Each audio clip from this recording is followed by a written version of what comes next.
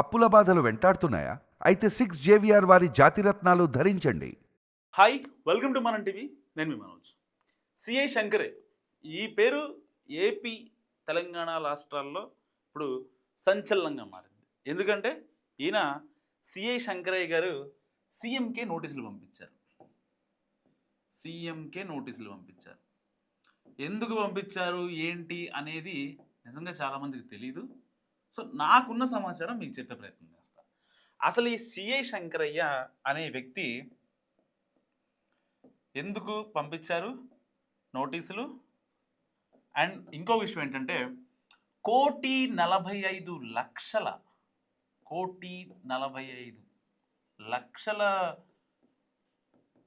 జరిమానా నాకు కట్టినట్టు చంద్రబాబునే ఆయన డైరెక్ట్గా సవాల్ చేసిన పరిస్థితి. సో సీఎంగా ఉన్నారా లేకపోతే పార్టీ అధ్యక్షుడిగా ఉన్నారా నాకు అన్ని సంబంధం లేదు. నాకు ఎట్టి పరిస్థితిలో నా పేరు అప్పట్లో మీరు యూజ్ చేశారు కాబట్టి ఇప్పుడు నాకు ఆ రెమ్యూనరేషన్ ఇవ్వండి అని మాట్లాడుతున్న పరిస్థితి. వాస్తవానికి 2019 మార్చి నెలలో వివేకా మర్డర్ కేసు జరిగింది. సో ఈ వివేకా మర్డర్ కేసు ఎప్పుడైతే జరిగిందో దానికి సంబంధించిన టాపిక్ గురించి నేను రాజకీయంగా మాట్లాడలేదు ఇక్కడ. సో కొన్ని మాత్రమే మాట్లాడుతున్నా. వివేకా మర్డర్ జరిగిన తర్వాత, ఎందుకంటే సిబిఐ చెప్పింది కాబట్టి నేను మర్డర్ అన్నా. లేకపోతే అసలు యాక్చువల్గా ఫస్ట్ పెట్టింది 170 ఐపీసీ 170 సస్పెక్టెడ్ డెత్. అవునా? సస్పెక్టెడ్ డెత్, అనుమానాస్పద మృతి అని చెప్పారు. తర్వాత ఏం జరిగింది? లేదు, సునీతమ్మ గారు అయితే ఎవరైతే ఉన్నారో ఆవిడొచ్చి మాట్లాడిన తర్వాత లేదు నాకు అనుమానం ఉంది అన్న తర్వాత 320 పెట్టారు. 320 పెట్టి ఆ కేసు దర్యాప్తు స్టార్ట్ అయింది. సిబిఐకి వెళ్ళింది, అంతా బాగానే ఉంది. సిబిఐకి వెళ్ళిన తర్వాత ఎవరైతే ఈ హత్యలో, ఇది హత్యే, ముమ్మాటికి హత్యే, గొడ్డలతో నరికారు, గుండెల మీద తన్నారు, కత్తితో పొడిచారు, ఇలాంటివన్నీ జరిగిన తర్వాత సిబిఐ ఛార్జ్షీట్ వేసిన ఆధారంగా అక్కడ విధుల్లో ఉన్న వ్యక్తి ఎవరు? మన సిఐ శంకరయ్య. ఓకేనా? యాజ్ ఏ సర్కిల్ ఇన్స్పెక్టర్గా శంకరయ్య గారు ఆ కేసుని డీల్ చేశారు. అప్పట్లో ఈయన వాంగ్మూలం కూడా ఇచ్చారు. ఎవరికి? సిబిఐకి. ఏమని ఇచ్చారు? లేదు, యాక్చువల్గా నేను ఆ రోజున 170 పెట్టాను, వాస్తవం. నేను ఆ కేసును మానిటర్ చేసుకున్నా, ఎందుకంటే వివేకానంద రెడ్డి గారు విఐపి కాబట్టి. సో తర్వాత ఆవిడ అభ్యర్థన మేరకు నేను ఐపీసీ సెక్షన్ 320కి నేను దాన్ని షిఫ్ట్ చేశాను అని చెప్పి కొంతమంది ఎవరైతే దీంట్లో పాత్ర ఉన్న రెడ్డి సామాజిక వర్గానికి చెందిన ప్రముఖులు ఎవరైతే ఉన్నారో వాళ్ళు నన్ను భయపెట్టారు. వాళ్ళ భయం వల్లే నేను ఆ కేసుని కొంచెం నీరుగార్చే ప్రయత్నం చేశానంటూ సిబిఐకి వాంగ్మూలం ఇచ్చారు సిఐ శంకరయ్య. సో ఈ సిఐ శంకరయ్య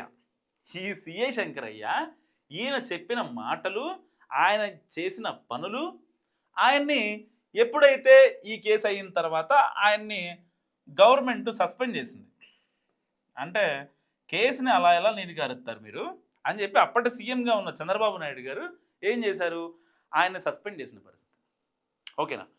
ఇదంతా ఒక ఎత్తు. ఎప్పుడైతే 2019 ఎన్నికల్లో బాబాయ్ చనిపోయాడు, చంపేశారు అని చెప్పి ఒక కార్డుతో ఆ వైసీపీ అధికారంలోకి వచ్చిందో, తర్వాత సిబిఐ ఛార్జ్షీట్లో నా పేరు లేదు కదా అని చెప్పి టెక్నికల్ రీజన్స్తో ఏం చేశారు? ఆయనకి మళ్ళీ ఆయన మీద ఉన్న సస్పెన్షన్ కూడా ఎత్తివేసిన పరిస్థితి. ఎత్తివేశాక జరిగింది ఏంటంటే, మళ్ళీ సిబిఐ ఆయన్ని వాంగ్మూలం కోసం పిలిచింది. 160 ఉంటుంది కదా, 160 కింద, సెక్షన్ 160 కింద సిబిఐ వాంగ్మూలానికి పిలిచింది. సిబిఐకి వాళ్ళ అఫీషియల్స్ మధ్యలో ఇస్తే ఇబ్బంది అని చెప్పి జిల్లా మెజిస్ట్రేట్ ముందు, డిస్ట్రిక్ట్ మెజిస్ట్రేట్ ముందు ఆయన వాంగ్మూలం కోసం పిలిస్తే మన సిఐ శంకరయ్య గారు అసలు వెళ్ళాల. ఓకే, ఆయన వెళ్ళలేదు కాబట్టే బేసిక్గా అప్పటి వైసీపీ ప్రభుత్వం మన జగన్మోహన్ రెడ్డి గారు ఆయన మీద ఉన్న సస్పెన్షన్ ఎత్తివేశారు. సస్పెన్షన్ ఎత్తివేత. ఓకేనా?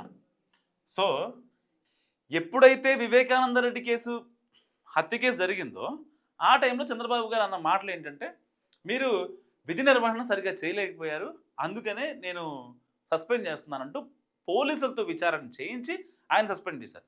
ఇప్పుడు సిబిఐ ఛార్జ్షీట్లో నా గురించి లేదు కాబట్టి నన్ను ఎందుకు చంద్రబాబు నాయుడు గారు అంటారు అని చెప్పి ఇప్పుడు ఈ సిఐ శంకరయ్య ఈయన దాదాపుగా 1,45,00,000 నాకు డిఫమేషన్ సూట్ వేస్తున్నా మీకు అని చెప్పి నాకు డబ్బులు ఇవ్వండి అని చెప్పి ఆయన గట్టిగా మాట్లాడుతున్న పరిస్థితి.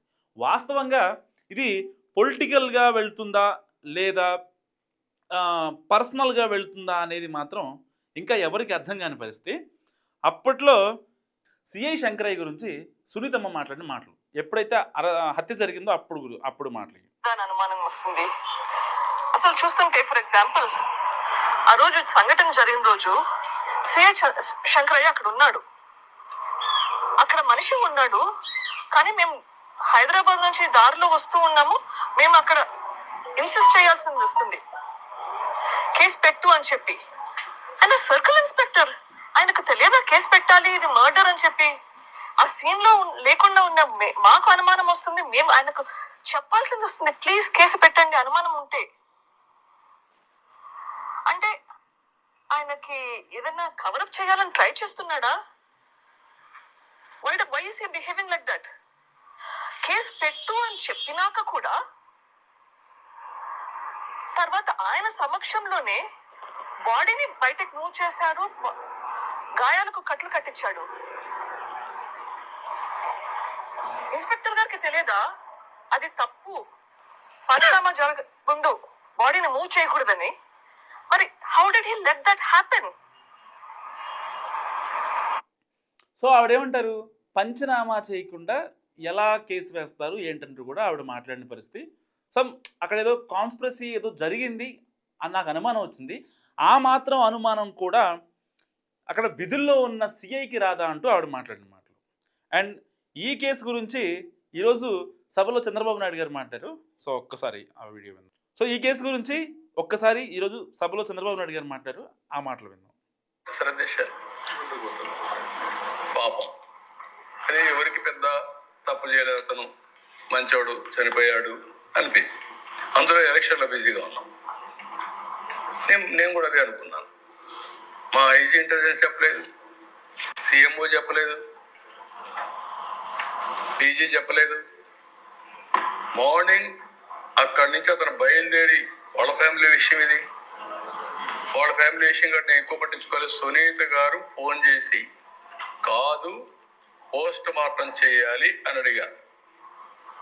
పోస్ట్ మార్టం చేయాలంటే నేనేమన్నానంటే చేయాలి అని అడిగారు. పోస్ట్ మార్టం చేయాలంటే నేనేమన్నానంటే చేయండి, ఆ అమ్మాయి అడుగుతా ఉన్నారు మనకేమంది, నేను తప్పు చేయలేదు కదా చేయండి చేశాను. పోస్ట్ మార్టం చేసినప్పుడు ఇది గుండెపోటు కాదు గొడ్డలిపోటు మామూలుగా కాదు చేసింది, బ్రెయిన్ కూడా బయట వచ్చింది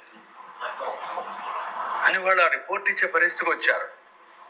అప్పుడు ఏంటి, ఆ ఇంట్లో మొత్తం రూమంతా బ్లడ్, ఆ బ్లడ్ అంతా కడిగారు, బెడ్ మీద కూడా బ్లడ్.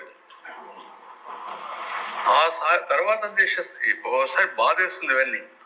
సాయంత్రానికి మాట మార్చేసి తండ్రి ఎలాంటి కరుడగట్టినటువంటి నేరస్తులు కూడా మనం సపోర్ట్ చేసే పరిస్థితి వస్తే, అలాంటి వాళ్ళు రాజకీయాలకు వస్తే ఇది చంద్రబాబు నాయుడు గారు చెప్పేది. సో ఇప్పుడు సిఐ శంకరయ్య గారు చేసిన ఆరోపణలు కావచ్చు, ఆయన పనితీరు కావచ్చు, క్రిస్టల్ క్లియర్గా చెప్పాను కదా. సో మీరు ఏమనుకుంటున్నారో నాకు మస్ట్గా చెప్పండి. ఎందుకంటే ఒక సీఎం మీద సీఎంకి నోటీసులు పంపించాడు. సో ఇక్కడ సిఐ తప్ప సీఎం తప్ప, అప్పుడు సీఎంగా ఉన్నారు, ఇప్పుడు సీఎంగా ఉన్నారు. సో మీరేమనుకుంటున్నారో నాకు మస్ట్గా కామెంట్ పెట్టండి. చూస్తూనే ఉండండి మనం టీవీ.